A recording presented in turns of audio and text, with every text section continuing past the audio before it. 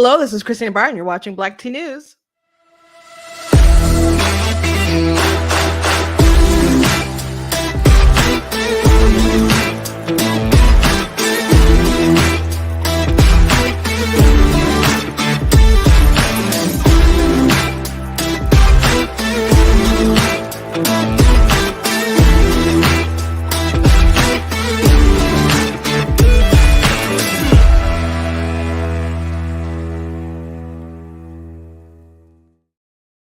Hello, welcome to Black Tea News. I'm your host, Christina Barr, and today we're going to be talking about this video with Candace Owens. It's fairly new. It happened yesterday.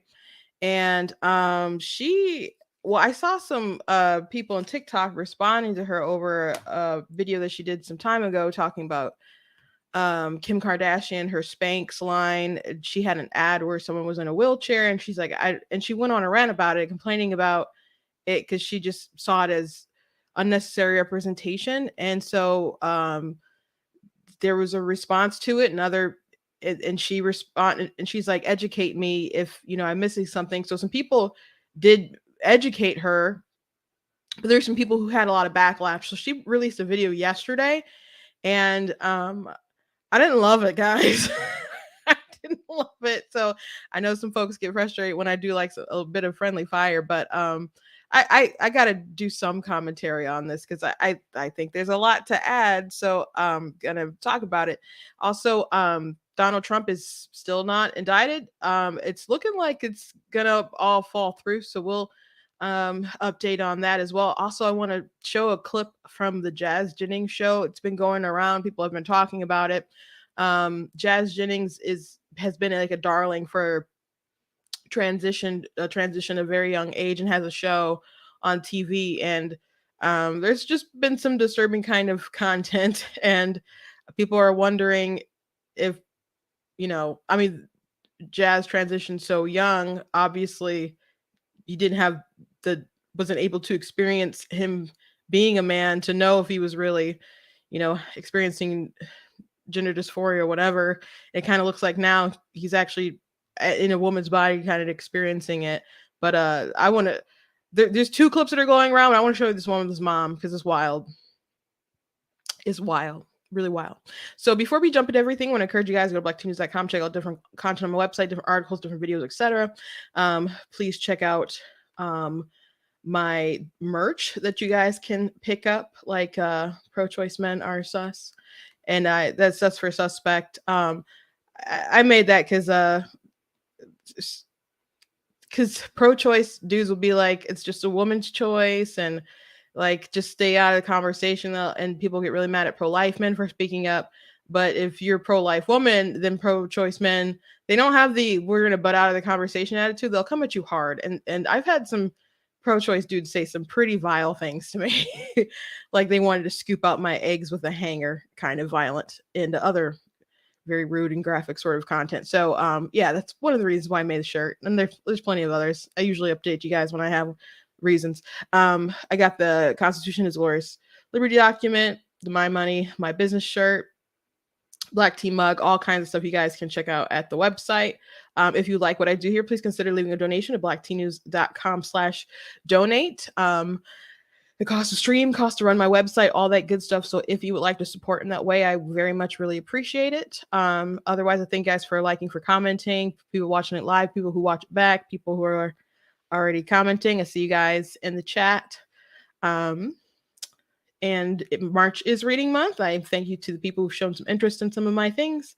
I did a post on YouTube about my historical fiction fantasy book, and people are like, I described it as American Civil War meets X-Men, and people are like, heck yeah. So I've seen an uptick of people in interest in getting that, picking that up. So thank you to the folks who want to check that out. But I do genuinely think they're interesting books. So go ahead and check out my stuff. For those of you who don't know, I have 15 published books that are out, including Super Kid for your kids. If you are looking for some nice chapter books, so go ahead and check that out. But there's a picture with me and all of my published babies right now. And of course, I do have, God is Blatantly Against Abortion on pre-order. So please go check out all the good stuff. And a reminder, I will be at Motor City Comic Con in May. So if you're in the area and want to pop in, I will be at Artist Alley, and you guys can pick up a book live, etc. And if there's other events, I'll make sure to update you on that good stuff. So let's go into the meme. I do have a meme for you guys. So there was a letter that was sent out. As you guys know, there's been all this talk since last week of Trump saying, there's a leak, I'm going to be indicted, and going off. And then there's all this panic, and people were demanding other people stick up and say something. And there really was like a sense of panic. But then I saw some people were like, it's still a rumor, guys. Like, and it's a rumor that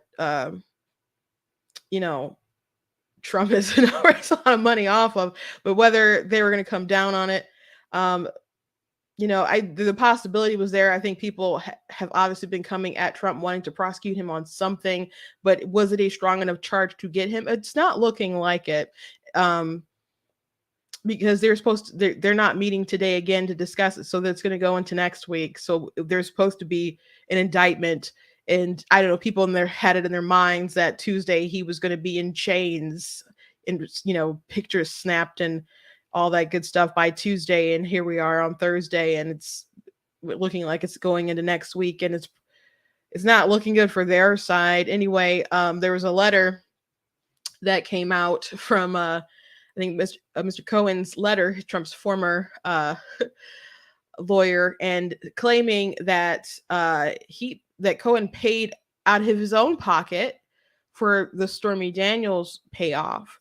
And that's what they're trying to nail Trump on. So if there wasn't a campaign finance violation, which was their like kind of thread needle into making it a federal offense, because the stuff they're trying to do, even if Trump had done it, they should have been misdemeanors, and they're not even charging really for misdemeanor stuff. This person who's coming after Trump, but the statutes of limitations would have passed, but they're trying to tie it to the campaign finance. So if it's not something that Trump or his campaign or whatever paid out of and reimbursement all for, they're in a sticky pickle situation. So that's where the meme comes in. It's like, the song, Look at This Photograph. So they put Trump as Nickelback there, holding the letter right there. And I saw someone in the comments, I got this from Grand Old Memes page. I think maybe you can see the watermark if you look real closely. And someone said in the comments, look at this legal draft. Every time I see it makes me laugh. So I just I thought it was humorous, and people are like, this is the best meme of the year. I can't say it's the best meme of the year. It's pretty good. Of course, there's some hype surrounding it, so people are excited about it, etc. But it wasn't a strong case to come after Trump with. Some folks got their name in the news, but is Trump going to be arrested? It's not looking like it. I guess, biases could win out at the end of the day. So we'll keep observing as that information comes out. But I had said he doesn't seem like so worried, because he was going to like different events and stuff still, and he's raising a lot of money off of it and stuff. So people were like, don't you see him tweet? He's tweeting in all caps, not tweeting, but on Truth Social. I'm like, he writes in all caps a lot, he's, and don't get me wrong, he's probably TO'd about it, probably super ticked off about it, but he appears to be more angry at Ron DeSantis. So I still haven't watched the Piers Morgan interview. So I'm not going to dive too deep into this subject right now, but Trump did write some things, because Ron DeSantis commenting on Trump on that interview, which Trump criticized him for doing an interview with Piers Morgan, though Trump did one with Piers Morgan not too long ago. That's probably why Trump is criticizing him, because he got into it with Piers Morgan, and he didn't like Piers questioning him about like the election and stuff. But so they're beefing. Trump took his comments as him admitting that he's in the race to run, and he went on a rant about how he's really not a good governor, and which he's been like hinting at anyway, not like Florida could run itself kind of thing. So he's reaming on like Florida and his job performance, which the GOP in like Florida's like pushback because they do attribute, I think, a lot of their success right now to DeSantis. So if Trump is gonna really go for DeSantis sucks and the people who just reelected him with plus 19 points isn't good at his job or isn't popular or I don't think he's gonna get there with that. But I still think it was a little early to start swiping the swipes at Trump. But again, we don't even know for sure if Ron is going to jump in the race. If I think so much of that really depends on how people perceive Trump's mentality. Because if at the end of the day Ron DeSantis could take the win, and Trump couldn't take that he took the win, and he is still like it's rigged or whatever, and decided to go third party, which I question that because I don't know how much he'd want to self-fund. I think he's probably petty enough to do it. I just don't know if he'd be willing to self-fund like that.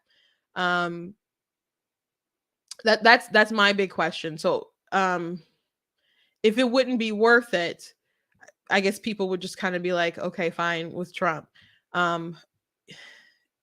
Unless they're like so convinced that he just won't win. So there's a lot of drama surrounding this situation.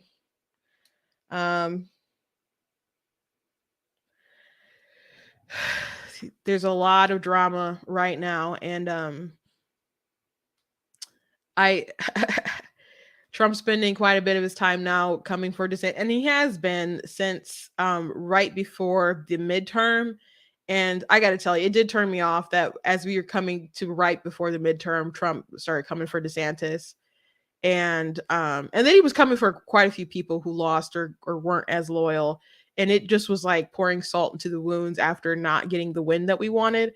And I think it rubbed quite a few people the wrong way because Trump's numbers, as far as some of the polling, there were numbers that were upticking toward DeSantis. Now some time has passed, and with the indictment, I think, or looming indictment or talk of indictment, you're seeing polling kind of shift back more numbers toward Trump. Like, people have short memories in the world of politics. So Trump could take that momentum of, hey, people are attacking me because, again, I'm your guy. I'm fighting for you. That's why they're attacking me. That's why they want to come at me. That's why they want to punish me. And he needs to take that energy and that focus into reminding everyone that he is their warrior. But if he needs to act like he's the person in the race, like he is the incumbent, and everyone else is just, no one. They're doing their job. They're irrelevant. He's the one who's delivered. That's where I think his focus should be, but he's going to do his own thing. He's going to do his own thing. Anyway, moving on. I got to show you guys this Candace Owens video. That's pretty wild to me. So a little backstory again. I kind of went to it at the top. So Candace Owens had criticized a video. Well, I guess maybe I'll play the beginning and then I'll skip around a bit. But she did a video talking about an ad that Kim Kardashian did, and there was someone sitting in a wheelchair, and she didn't like it because she thought it was just inclusion for inclusion's sake.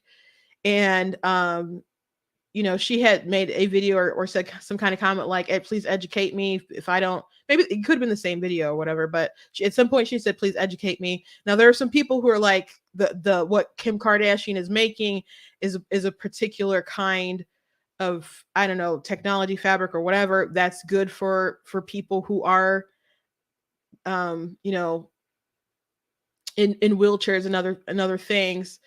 So this is actually an appeal to people who need this particular kind of clothing. Not that other people can't wear it, but it's made with them in mind. So it's just good marketing So there are plenty of people who made like, videos that were educating her, still maybe coming at her because they found her initial response ignorant and disrespectful.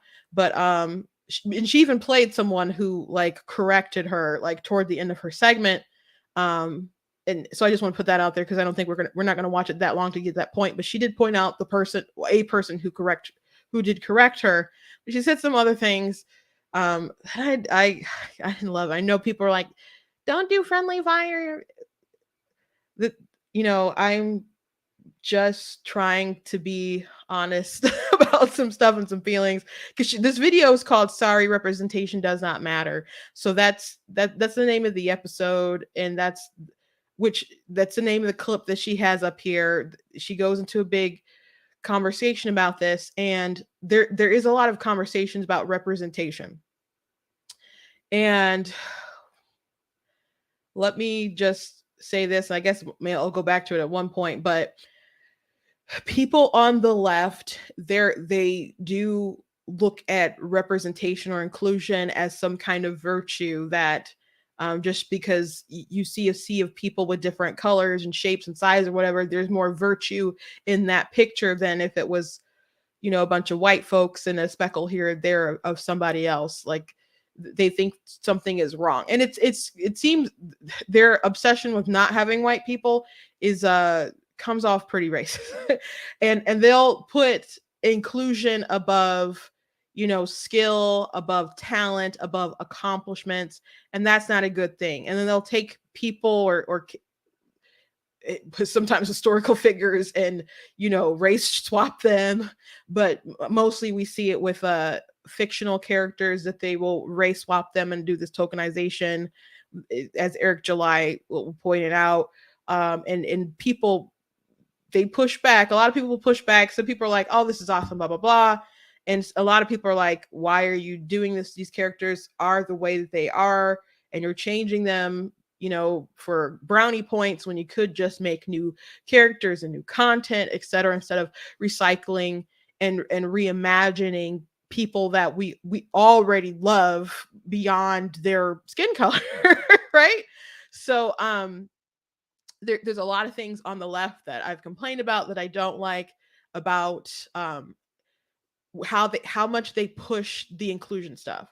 But for people to say representation doesn't matter, I it's just untrue. And I brought a prop today. I got a prop for you guys. You see it? Black voices for Trump. Yeah, so everybody knows that representation matters at least a bit. At least a bit. Whether it's in marketing, whether it's in entertainment, and definitely also in politics, it's just true. It's just true. I have received a call before. Hey, would you like to go get VIP access in this Trump rally? It's like, okay. And they're like, are there other people? They're trying not to ask, but I know what they're asking. I'm like, yeah, I can get some other people there because they're staging the scene behind Trump, and they want different ethnicities behind him because they do think representation matters a bit. It's on both sides. It's, and it's not necessarily a terrible thing. It's a bad thing when you're like, I gotta, like the Ketanji Brown Jackson situation on the Supreme Court, when they're like, we're not considering anyone else other than a black woman. Now, I'm not saying that she's not on paper qualified. She made some decisions and said some things that should have made her not the candidate, though. But she was obviously picked, and which was stated by the president, because she's a black woman. So is it right that other people who may have been better suited for the job weren't even considered because they racially they didn't fit the criteria? I don't think that's a good thing. I don't think we're moving in a good direction when your inclusion is actually exclusion.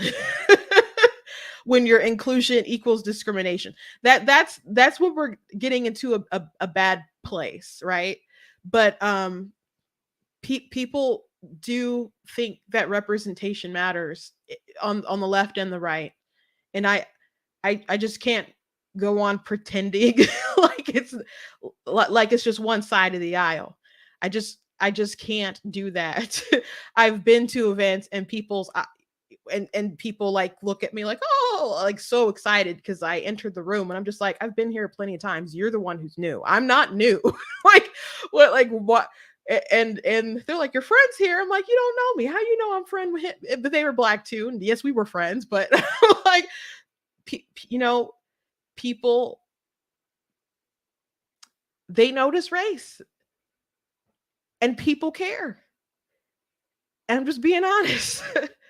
I'm just being honest about both sides. I don't think that it should really matter. It especially doesn't matter about the content of your character and all of how intelligent you are, what kind of person you are, your beliefs. You know, those things don't matter. There's no virtue in me being black or whatever, or you being Asian or Hispanic or white or whatever. There's no virtue in it. But people do care about representation, and some representation is really important. Like I don't think it's important to somebody that there's a black Little Mermaid right now, right? um there's videos of people excited watching her like on screen, and little brown faces excited because there's a brown mermaid or whatever, or at least that's what the videos have come out, and we're insinuating from them. um that's not a big deal to me. And I think it's weird that Disney isn't representing their character that they made that's iconic for, because they didn't make up the Little Mermaid. They took that story. So Ariel with the red hair and the big blue eyes, that's their character, that's their image. And I find it really weird that they're not going along with it. I think the new film looks drab. I don't like her, the aesthetic with what they're doing with it. I'm not gonna watch it anyway, but um they're doing what they're doing, whatever. But people would argue that something like The Cosbys or Family Matters was really good, important representation, and that we need more like wholesome kind of TV shows with positive black families instead of like ratchet housewives of whoever's, or ratchet, growing up, you know, whoever kind of shows that we have nowadays. So the kind of representation I think really matters, and what we choose as society to make important and uplift, etc. So I just want to throw that out there before we go ahead and watch a bit of her commentary regarding this. Again, she didn't like that Kim Kardashian put out a line and was confused why there was someone in a wheelchair.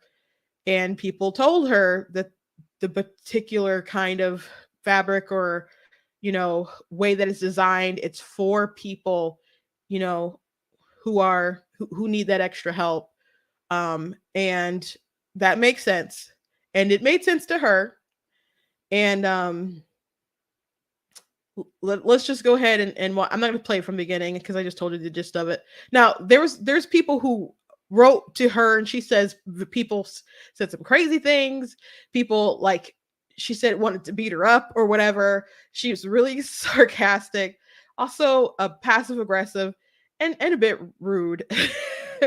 And I'm gonna play it. Oh, sorry, I gotta share my screen before I play it.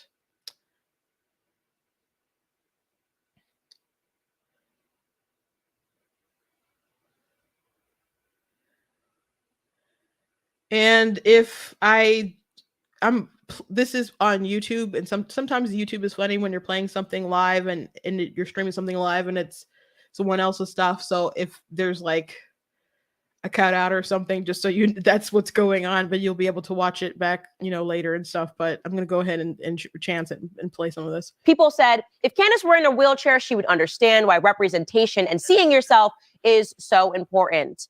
So to that, I can only say you must be new here. This is the exact opposite that I speak about. I spent my entire life fighting the idea that in order for me to feel like I'm allowed to be Black or that I'm allowed to be a woman, I need to therefore see Black women everywhere. That is the opposite of what it means to actually have confidence. I don't need to see Tyra Banks being a model. I don't need to see Tyra Banks wearing underwear, which brings me to the second thing people were saying. A woman wrote to me and said, I wanted to be a model growing up, and seeing this woman made me realize that I could be one. Okay, so what you're saying there is that you want to be patronized. You want people to essentially hand out participation trophies.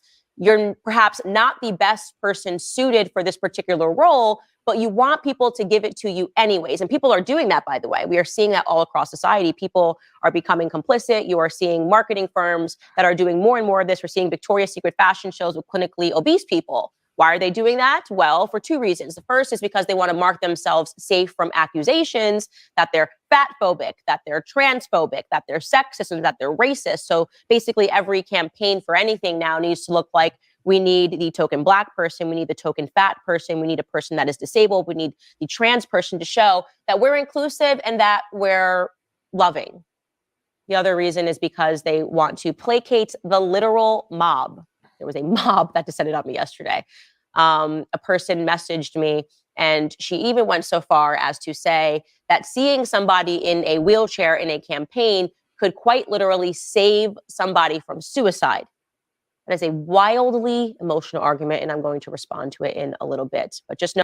So I want to pause right there and just speak on the model stuff. I do there's a game that my sisters play called Fashion Covet on their phones, and at one point in time they did have like they started to like put really big models on there, and I guess people start writing and they're like, I'm big, but like y'all doing too much. So yeah, she is right that there are people who do want to look inclusive, but I think if it's like fashion and stuff, if you sell plus size clothes, then you hire plus size models. And that's what it is. Like everywhere I basically shop is a plus size store, And I wouldn't want someone like Candace Owens' body to show me what the outfit is, because she ain't got what I got, how my stuff lays. She didn't even got the stuff how to lay it. So I'm just like, I would need to see some kind of representation, my body type representation to oh, it's on that model, it looks pretty good, I think that will look good or better on me. So the only reason that I think that you should have, folks in some kind of runway or ads or whatever is because you're trying to tell a story to your audience to sell products or whatever. So, hiring just folks for whatever sake doesn't make sense. But this conversation again is spawning off of her being confused why Kim Kardashian had someone in a wheelchair. And again, that there was a particular sort of demographic that she was trying to reach with her campaign. So this whole kind of conversation is kind of curious to me. Knowing that information up front, which she does eventually get to, like at the end, but it's just interesting to me. But with the hindsight or that foreknowledge that I have, that this is how far people were going to say how important it was for underwear campaigns to be inclusive. Now, the next point was pointedly hilarious. People were accusing me of not wanting disabled people to wear underwear. Yeah, that's totally it. That's true. Everybody knows that I can't stand that. Everybody knows, in fact, that you have to see a model doing something to know that you're allowed to do it. Until I saw a Black woman wearing clothes on a billboard, I was naked my whole life. I was just butt naked walking around. Until I saw Tyra Banks wearing clothes on Top Model. I was naked. So thank you, representation matters, because in order for us to have permission to do anything, we must have a model that does it first. It's another nonsense. Then things got really strange, and I was receiving first and foremost nudes. This is actually something that I was tagged in yesterday. Here we have a woman, and she is wearing a lace black bra, and she is laid up across the bed, and she wrote to me, "Learn to not let this offend you, Candace." Okay, you're gonna start sending me nudes, I guess. I will learn to not let it offend me or something. And then we got to a point where there were just open threats, where people were writing to me and doing videos just threatening me. And you can take a listen to one such person and what she had to say. How far are we going to take this inclusivity thing? I'm going to answer her right now, right here. We're going to take it as far as running you off the internet. We're going to take it so far, we're going to be everywhere to the point that you cannot take it, that you cannot stand being in the internet, because you cannot scroll without seeing us on ads, with our content creation being shared. You're not going to be able to get away with not seeing us. So that is how far we are going to take this inclusivity thing. If you are a person with a disability, I want you to take her words as encouragement to how much more work we still have to get done. Because it's not only going to be skins, it's going to be every single industry. And you're going to be so sick of seeing us, we're going to get the last laugh. Okay, I don't want to be run off of the internet. If she wants to go be a model, if she wants to wear underwear for a campaign, go for it. It's not that serious. I do want to make a couple of notes, though. First and foremost, it is important for me to tell the world something, irrespective of whether or not you're Black, disabled. Yeah, so this is like the crux of the thing I wanted to show you guys. Or you are fat, whatever the issue is. I want you to know something. Everything is not for you. That's the truth. Nobody wants to tell you guys this. I know in a way where everyone's like, I need to be seen everywhere. I need to see myself everywhere. Everything is not meant to be for you. So maybe you are a diabetic and you are watching a commercial for ice cream. Guess what? Maybe that particular commercial, not sugar-free ice cream, maybe it's not for you. Maybe you have no hair. Maybe you're born with a condition. That means that you're not able to grow hair. And you're watching ads for shampoo. Guess what? It's not for you. I imagine there are short people that are plenty offended by the basketball league. In theory, short people could demand to be let into the league. They could tag LeBron James over and over again. They could say, representation matters. And in theory, after being harassed, one of the team owners could decide to offer a $100 million contract to a man that's just 5'3". And then maybe this participation trophy could make other men that are also 5'3" believe that they too can make it to the NBA. But the reality is that an approximate 0% of short men in the world are going to make it into the NBA. An approximate 0% of people that are clinically obese or people that are disabled are going to break into the modeling world and be able to generate the kind of income that Giselle Bundchen and Kyra Gerber can, simply because they were born genetically gifted, like LeBron James was born genetically gifted. So I'll ask the question, is it an act of love to encourage people to pursue pathways simply because it makes them feel good? Because representation matters. Let me ask another question. This is a good one. Ready? Do you guys... Hold on, before we get to that question, I do want to say with her overall point, that I do agree that not everything is for every audience. And there will be people that will get not everything applies to everyone, and just because you don't call out everyone and acknowledge every single type of person with every single conversation or ad or whatever, it doesn't mean that you don't exist. It doesn't mean that people are purposely disrespecting you or whatever, because it's not catered specifically to you. So an example, we talk a lot about, or have been talking a lot about, the transgender issue, and we'll say, gender, you can't change your gender, you can't change your sex, and there's only two genders, and people like, no, there's 102 or whatever number that they have, or people say, I'm like, no, there's just two genders. There's just two sexes. And then people will bring up, intersex. And it's like, okay, how many direct genetic parents do you have? You have a male and a female parent, right? What are the gametes? Like you have the sperm cell and the egg. Is there any other thing that happens? Or is it just like the two that make the baby? It's just the two, right? So just because there's some kind of genetic mutation doesn't give you space to come in and say that there's a whole nother sex. There's not. And I've had this conversation before, like, just because in a family of 7 kids, only me and my brother have 10 fingers. Well, we're born with 10 fingers. They had no bones in them, so they, rubber band, they fell off or whatever, got cut off or whatever.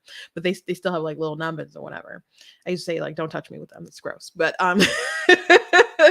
and my sister had kids, and all 4 of them had, the extra fingers as well. So it's a thing that runs on my mom's side of the family. But if you asked me, like, how many fingers are humans born with, I would tell you the average number. I would tell you the number that humans are supposed to have, just indicative of being human beings. And the fact that we have a genetic defect, it's not earth shattering or anything like that,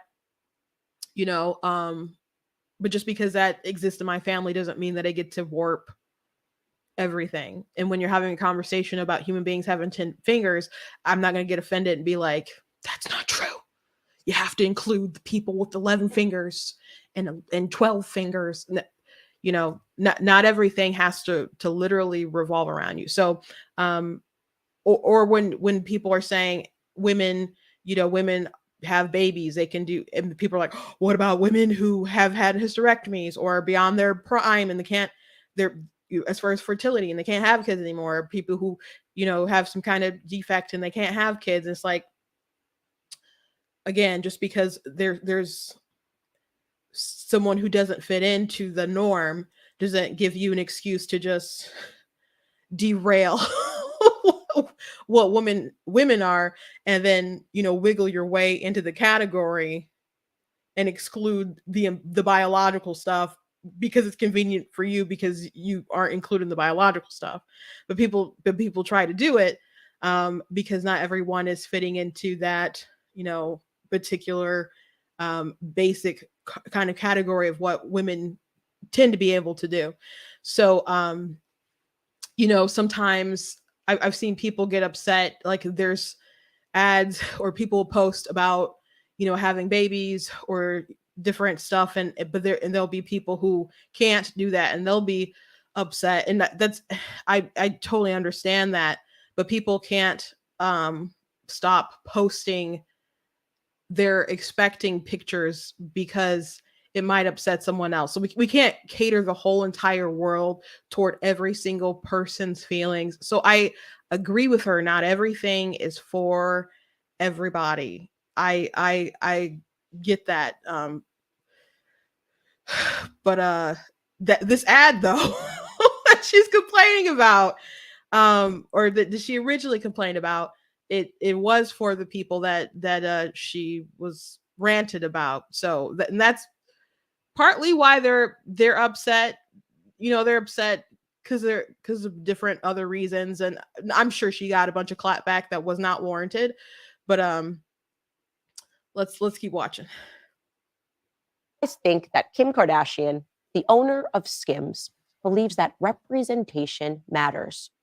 Do you actually believe that Kim Kardashian is making underwear and using models of women that are clinically obese because she wants to be, quote unquote, inclusive, because she believes that the beauty standard is shifting or the beauty standard needs to shift?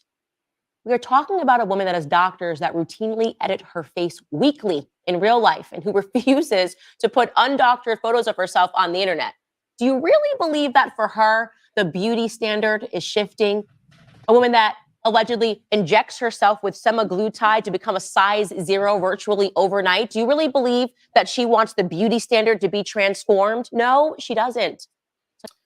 I would mostly agree with Candace here. I mean, I don't know everything that's in Kim K's heart, but I would assume that she made the ads that she's making because she wants to have a big as market that she can. Who needs body shapers? Big girls. I mean, everybody wears them, including small people. I mean, small people can have like patches of fat and are different things that they want to lay down. But if you want to have a product that's gonna suck in or conceal a lot, like who do you think that stuff really is gonna appeal to? So if Kim K is gonna have really big girls or whatever in her ads for her Skims and other stuff, what? No, I don't think that she's. I mean, the point of the Skims is to slim people down. So do I think that she wants to necessarily change the fashion stand? She wouldn't be making what she's making if she thought everyone should just lay all their fat out. So, but obviously she's following the money. Just like a lot of people follow the money when they make a isn't that the point? You get into business, you see a problem, you solve it, you take your opportunity, and you market to people. Did Daily Wire not just launch a chocolate company because Hershey's made an ad with a transgender person who, was anti-TERF and very aggressive and for Women's Month or whatever for their Hershey campaign? So they saw an opportunity, got whatever together. Like they're a conservative news network, and they make razors now, and they make chocolate, and they do want to expand the culture, etc., build a parallel economy. I get that. But they overnight they saw an opportunity, and they decided to take advantage of this big chocolate company doing something super woke. So they responded in an anti-woke fashion with the Jeremy's chocolates with the she him or she her whatever, with one has nuts and the other doesn't have nuts, and they are selling that. It's pretty expensive for a chocolate bar that you get online, but they sold a lot. They sold a crap ton of chocolate bars very quickly. And you know what? Kudos to them for being able to accomplish that. But people just see an opportunity and they cater to who they want to cater to get those dollars. So no, I don't think Kim K is trying to change the world and perceptions of beauty or whatever, and really, thinks that these big ladies or whatever are the height of and pinnacle of beauty or whatever. But she sees dollar signs and she's making a product to shape their body. So, that's what it is. Tell you what she's doing. She's checking off a box. She's checking off a box, and she's making millions of dollars while doing it. She's making millions of dollars off of societal emotional instability, which is what we are facing here in the West, in Western society. She is checking a box. That box is a customer, right? She's appealing to a customer. Checking off that box. She's appealing to emotion. She is, just like Jeremy's chocolates was appealing to emotion. If you bought a box, I'm sure you probably did it mostly for the laughs and the memes. I don't think people were like, what, Daily Wire this must be the best chocolate though. Let me try it. Most people probably like, that's funny. Let me support, let me get kind of like a gag thing, but also they want to, invest into the company. They could always like uplifted other chocolate companies that were conservative, but they went ahead and they built their own thing. Not gonna knock them for it. They saw an opportunity and they pounced. They saw an opportunity and they pounced. And similar to, the Jeremy Razor situation, people are not that different when it comes to making money. They're just not. All across the board, we are becoming emotionally unstable. We have a sudden need to be patronized. An overweight model has never inspired Kim Kardashian a day in her life. But here's the good news. It's a free country. You can continue to keep lining her pockets so that she can continue getting procedures to look nothing like you. You can continue to be mad at Candace Owens for telling you that. As I said, LeBron James hit the genetic lottery. Ben Shapiro is never going to be in the NBA. That's not fair. Representation matters. Here's a question. Why do people aspire to be like Gisele Bündchen and to be like Kendall Jenner rather than aspiring to be like, I don't know, Stephen Hawking? Here's the answer. Okay, so that's the part where I was watching this and my mouth was kind of dropped. As I'm assuming she's talking about body image.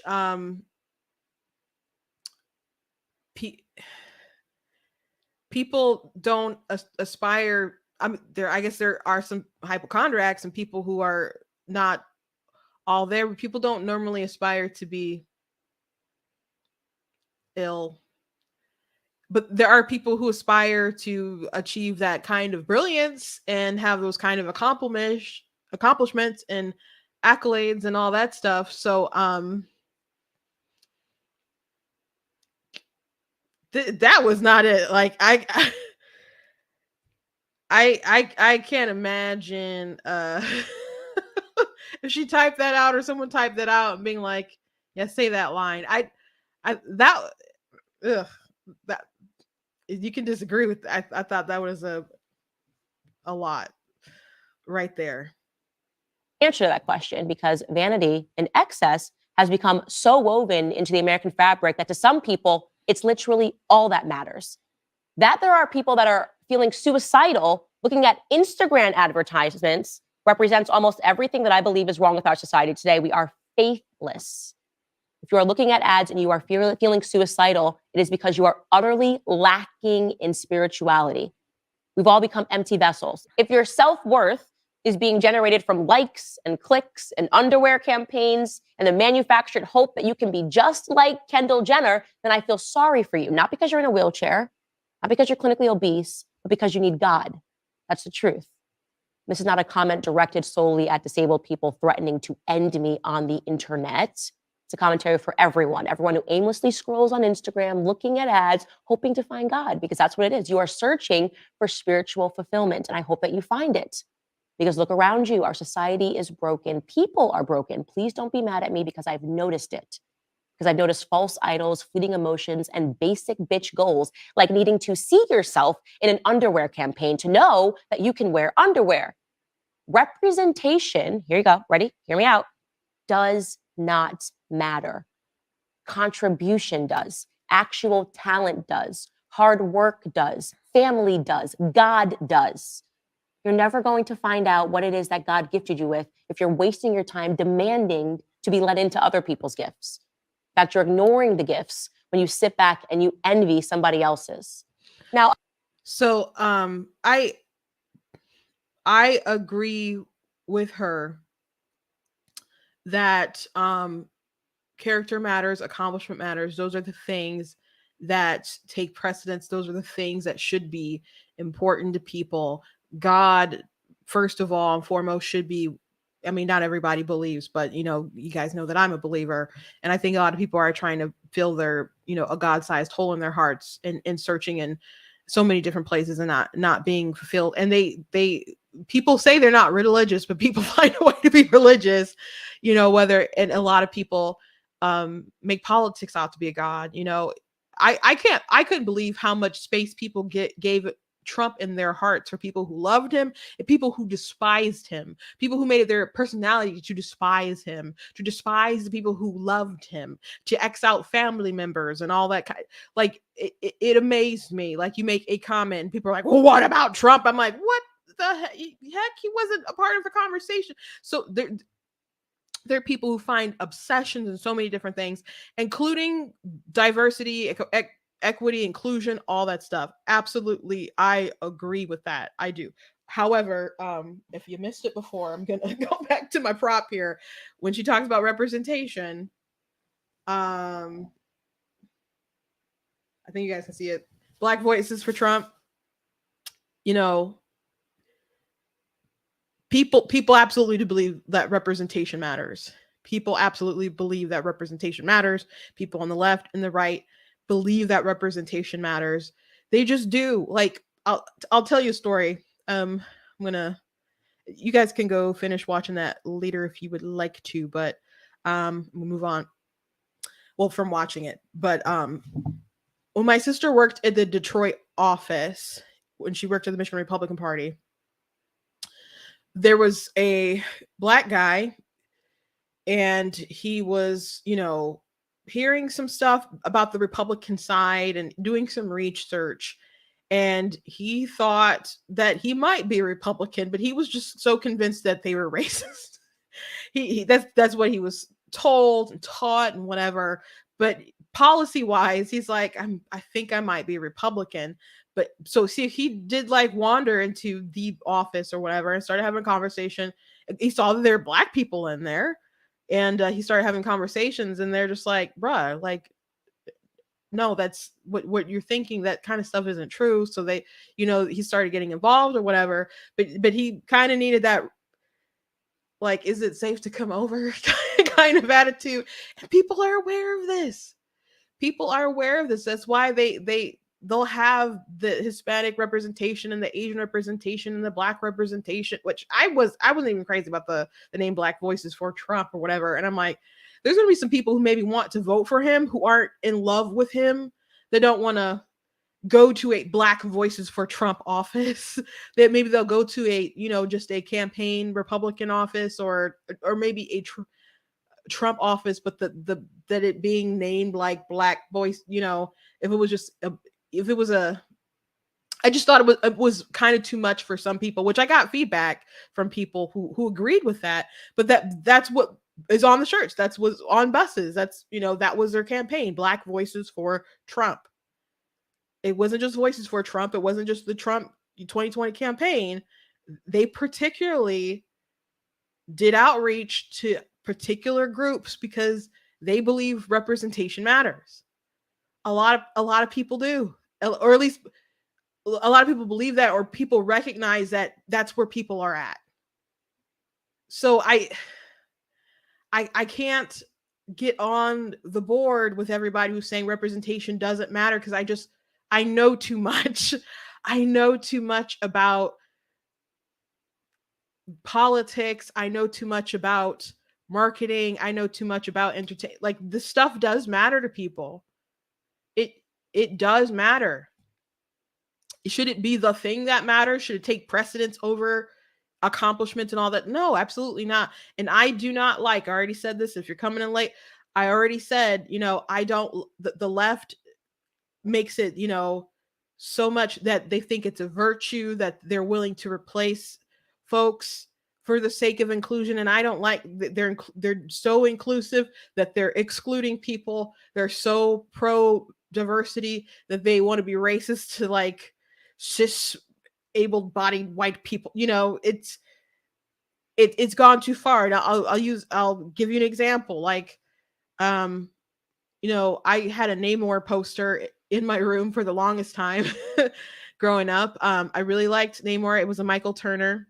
If you're familiar with comic books, maybe you know that artist. He's passed away a long time ago, but he had some beautiful art.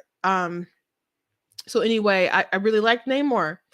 And I think I bought the poster myself, maybe, if it was not a gift. But it was in my room for a while. I liked the character Namor, And so when the movie came out, I'm just like, I guess I wasn't going to watch it anyway.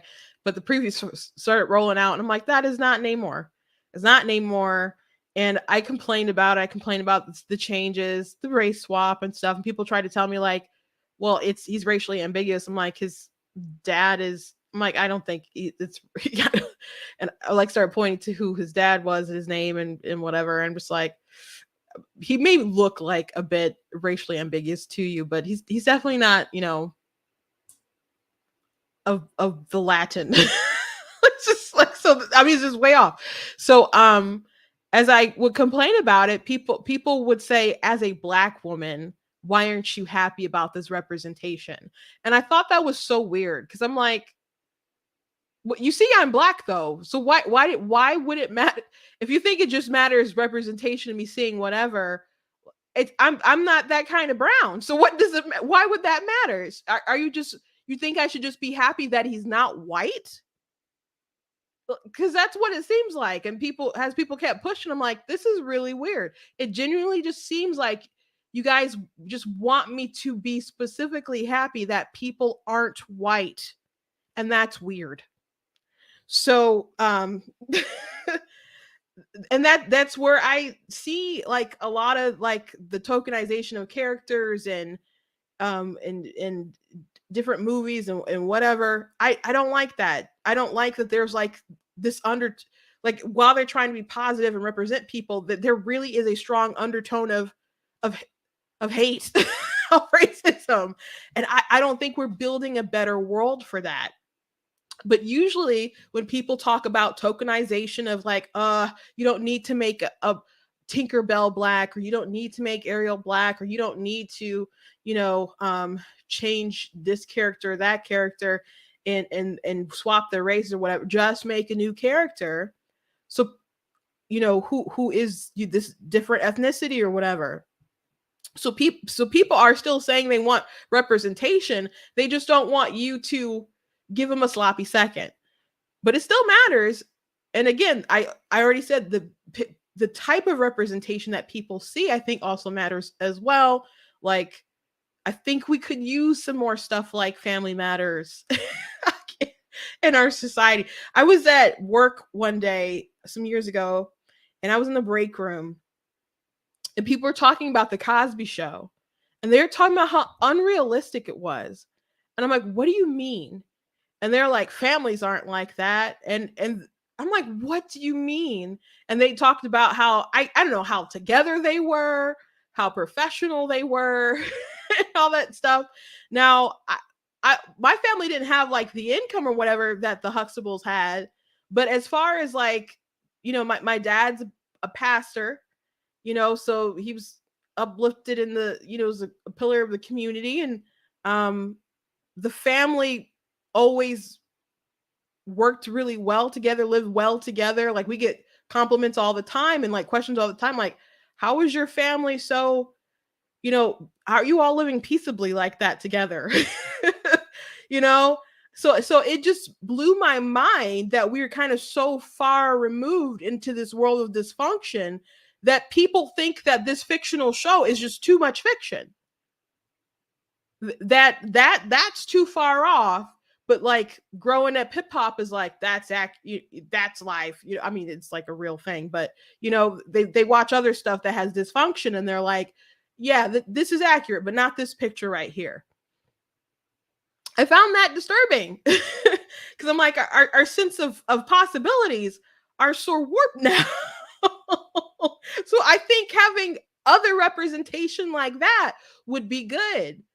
And I would like more stuff of that like that to come back and not be restructured into Bel Air, what they're doing with Fresh Prince now. I liked Uncle Phil and all those folks in the past. So people have deep connections to entertainment, to characters, and all kinds of different stuff. People get really attached to stories that they grow up with, and to think that representation just doesn't matter. It's just not the case. I mean, I write content. There's a character in that I wrote in my historical fiction series named Cooper, and it takes place during the Civil War, and he's a freeman, and he's a fighter. He teaches other people to take care of themselves, how to defend themselves. He has his own business, and he's like a shining example, not just for like the past, but I think for the present too. And I'm like, even though everyone around him, he can see racism, he's treated not well by other people, but he still stands up for himself. He's maybe sometimes a little too much, but he has a positive outlook. Like, you may try to stop me, but that won't stop me from trying and then succeeding.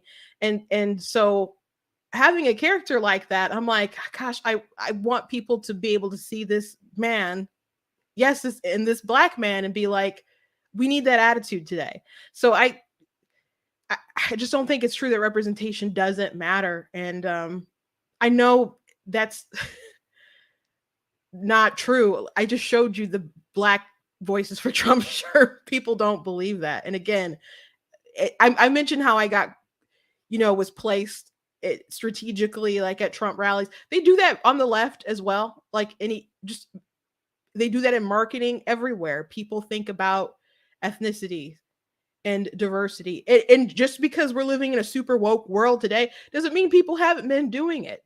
Like, do you guys remember the movie, the Disney's The Kid with Bruce Willis? And he met he was an image consultant, and he met like his child self or whatever. And but at the beginning of the film, he was helping some despicable, guy who get it out of some kind of rut or whatever. So he starts listing like, okay, get a kid, these 2 black kids, a white kid, Hispanic kid, or Asian, and he just starts listing off a group of kids to come and do this task or whatever, and they film it to be like the apology. But like, people have been thinking about representation for just a long time, and it's not new. It's not new. The virtue and the hostility behind it is intense, and probably that's the newness of it. But it's just a way of the world. So, and again, maybe it shouldn't be something that people look toward so much, but I just can't pretend like it doesn't exist.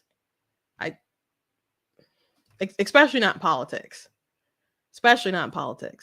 So, okay. So, anyway, let's move on. I want to show you guys this video from I Am the Jazz Jennings show with the mother. If you're not familiar with Jazz Jennings is a biological boy who transitioned very, very young and has had like the transition story publicly their whole life. There's a book that people will read sometimes at the story time hours or in different classrooms, the woke classrooms, like I Am Jazz. That's about Jazz Jennings. Excuse me. So there's a clip going around of Jazz talking about how he's in his head, and Jazz transitioned to a girl, but I don't care about the pronouns. So and was saying that he's in his own head and he just wants to feel like himself. And his mother tried to comfort him, and it was pretty sad to watch. A lot of people are talking about it right now, but this clip with his mom is really weird. Really, really weird. But with her, I'm worried about like her mental well-being and her dilation. The minute she leaves my house, we have a dilation problem. That is a concern. When you don't have that watchful eye, they tend to go back to old patterns. I have woken Jazz out of a dead sleep and taken the dilator and put the lubrication on it and said, here, you take this and you put it in your vagina. If not, I will. But Jazz is bad, even when I'm home once a day. I would be so mad if she goes away to college and that thing seals up. I will wring her neck. Can you imagine? No, I can't imagine. Yeah, so Jazz had bottom surgery, and a complicated bottom surgery, because he wasn't developed enough where they would take all the tissue or whatever from, so they had to take it somewhere else, and they had complications with it or whatever, so they had to go back in. But he had if you don't keep dilating, the wound will close. So perhaps it could just be teen laziness, I guess. I don't know. I've never had to deal with dilating my vagina. It's not a thing that and women didn't have to worry about. But perhaps Jazz isn't willing to continuously be this pharma slave for his whole life, and isn't enthused about having to continuously do things to validate his identity. And it's kind of weird that the mother is like lubricating it and forcibly waking you up to dilate you. It's weird. It's really weird. And get off TV, take some time with your child, and really reflect. And it's just hard growing up anyway. And it's hard growing up in the spotlight. And then you're doing this with dysphoria. Like it, and even if you're not like TV spotlight, it's difficult for kids just being on social media and how and looking at other people put out these particular images of their lives, which isn't real. They just show you what they want to see, and people compare, and then they're rating themselves with likes and comments and all that stuff, putting themselves down and put all this added pressure in their heads. It is rough being a kid right now. Like people down like young generations because they didn't have to work as hard as other generations, or we have a lot of ease of access with so many things, but there's a huge sort of delusion that we have today with tech and social media. A lot of people are being just fed artificial, superficial layers of lives. We're not communicating with each other. We're not talking to each other. We're not establishing real bonds. Kids aren't hanging out at the malls with their friends so much anymore. It's just not like how it was. It's weird. But like, she should take her kid, be like, we're not doing a season. We're gonna figure this out and see if this is really who Jazz is, and this is what Jazz wants. And don't pressure Jazz to continue down this path if that's not what he wants. But I mean, they made some money and fame off of this, so that's a big, huge pressure as well. Poor kid. Last thing I want to show you guys before I go, I saw this clip of Joan Elliot, and I guess she was the Robin DiAngelo self-loathing white woman, before. So she was on a panel and she was talking about white people and how I guess your days are numbered. This is just kind of wild. To change. White folks, you got to change, because within 30 years, you will be a numerical minority in the United States of America. And you had better pray to whoever you pray for, that people of color are not going to get even with us and treat us the way we have treated them. If you can't think of any other reason for treating people like equal human beings, think of that one. Because what you do today is creating the future. I don't think you want the kind of future that you have provided for people in the present. I may be mistaken. So I don't like all the self-loathing, guys. I'm like, why do you guys hate yourself so much? I don't get it. Not every you're responsible for what you do. You're not responsible for what other people do who share similar skin tones as you. Angela Davis was like with her too, which is funny because not too long ago she was very surprised by her heritage. So which I'm not. I don't know why. She's obviously quite light. So there's some white people in there that maybe did some not so great things. So you just run that risk when you're from the US. And so I don't know what she means.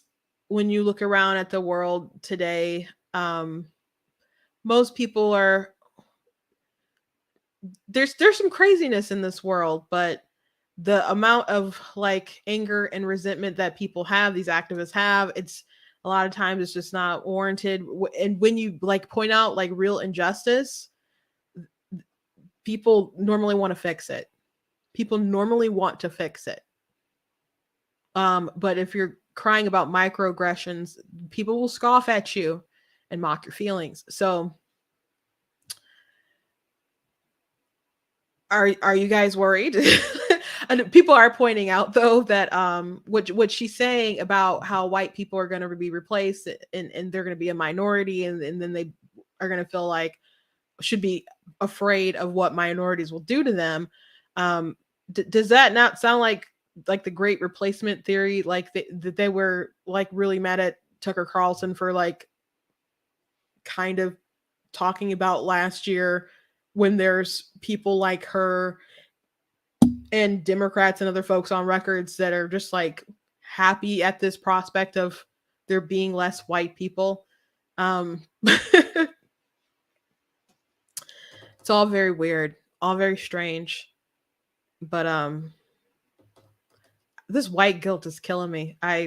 It's so cringe. It's really cringe. And I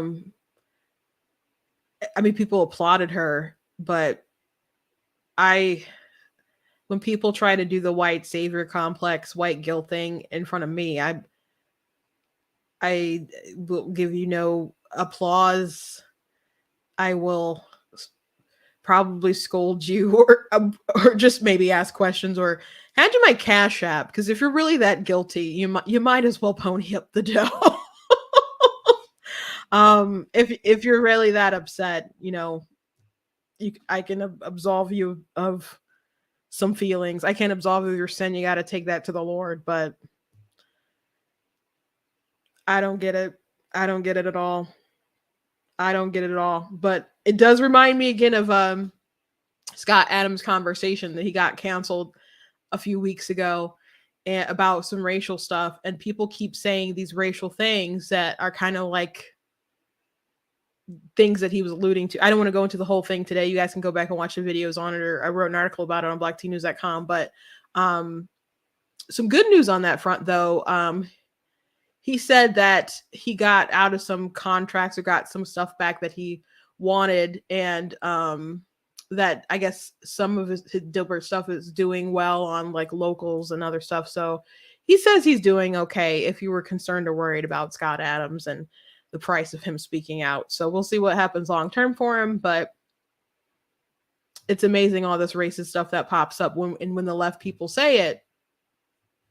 It's just how things are. But when Scott Adams says things that kind of points out their worldview, then he's got to be destroyed. So interesting stuff. Anyway, thank you guys for joining me today. I hope you guys enjoyed the show. Please go to blacktnews.com, check out different content on my website, different articles, etc. Please check out different merch that we have at the store that you guys may like to get, like the I'm Not the Victim You're Looking For, and how about the Be Better, Not Bitter shirt. I guess you guys can get that or give it to your black overlords and hope that they don't enslave you one day, like I guess the woke leftists think it's gonna happen. If you like what I do here, please consider leaving a donation at blacktnews.com/donate. Costs a stream, costs to run my website, do all that good stuff. So if you can support, I really, really appreciate it. Again, March is reading month. So if you go to blacktnews.com, there's a banner on my merchandise page that has a bunch of has a banner with some of my books on it. So you guys can follow that back to my website. But if you just search my name on Amazon, you will find my stuff. All my stuff is available on Amazon. So go ahead and check that out. And of course, I have my book available for pre-order. Of course, God is Blatantly Against Abortion, that you guys can check out. My youngest sister actually did the art for me with the hand of God reaching out to the baby. So you guys can go ahead and pre-order that. I'm very excited for you guys to read it. God bless you guys, and I will see you tomorrow.